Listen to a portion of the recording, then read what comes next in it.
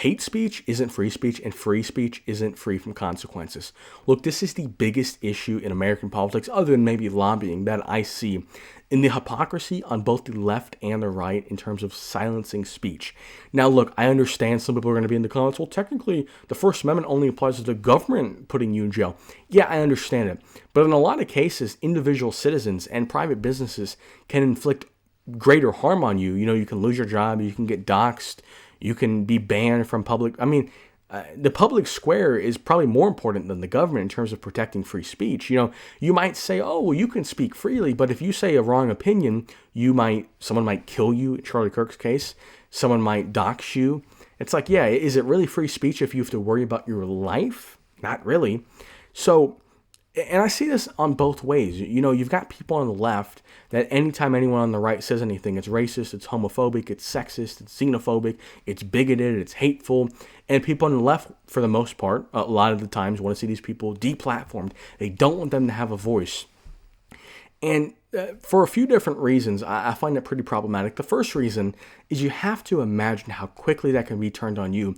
You throw out these buzzwords like racist, like sexist, like homophobic, like fascist, and that's just a conversation ender. Your opinion invalid. We must cancel you. You're a bad person. We need to eliminate you. And a lot of these left-wing people have recently seen that kind of ridiculous labeling that just ends the debate. And a lot of these people on the left were very anti-Israel, anti-Zionist, and those people just said you're anti-Semite. So this goes both ways. These buzzwords, debates ended, you're an anti-Semite. It's like, I don't care. I don't care what you label me. Irrelevant. You label me anti-Semite, I just karate chop it right down. And, number one, for the obvious fact that it can be turned on you. So whenever you cancel people for having the wrong opinion, it can be turned on you. But a more important aspect, and this is where we get into kind of a dangerous territory that a lot of these people on the left and on the right, I'll give this example on the other direction. A lot of the people on the right were not fans of Colin Kaepernick peacefully protesting. I repeat, peacefully protesting. And what did that lead to? When people on the right said that you should lose your job, that you should get death threats, that you should not be able to peacefully protest, what did that lead to? That led to Black Lives Matters marches. Maybe you don't like it. Maybe you don't think it's fair. Maybe you think they should have just shut up. But when you don't let people peacefully protest, they only have one other option. And that option is violence. So, look, at the end of the day, even if you think these people are bigoted or racist or whatever, who cares? Who even cares what these terms, communist, fascist, all these terms, they've been used so many times, I don't even care. If someone called me a communist, fascist, don't matter, don't care. They've been overused to such a degree that nobody cares. But even if I grant you the argument that the opposition is the worst thing ever and they're boogeyman and they're just evil, it's not that they have a disagreement with you on how to get to lower prices or how to get to a safer country. It's that they're evil, of course.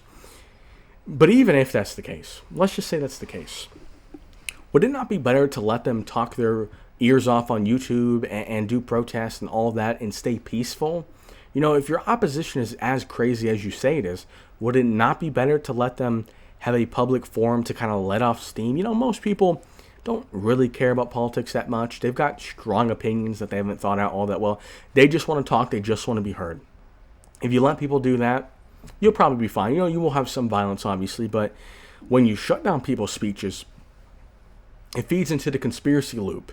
Because people say, for example, with a lot of the anti-Semitic stuff, people say that and then they get canceled for it.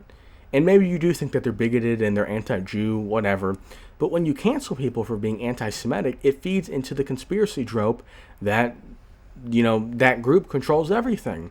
So it unironically kind of gives them a reason to dislike you, because it's now like, oh, you actually are the big bag boogeyman that I don't like. Oh, the government is forcing me to get the vaccine and I'm not even allowed to, have an opinion on it, and they're canceling me and they're doing all this. It's like, just let people say whatever they want. They'll talk themselves out of, they'll just let them talk as much as possible and they'll just start saying stupid stuff.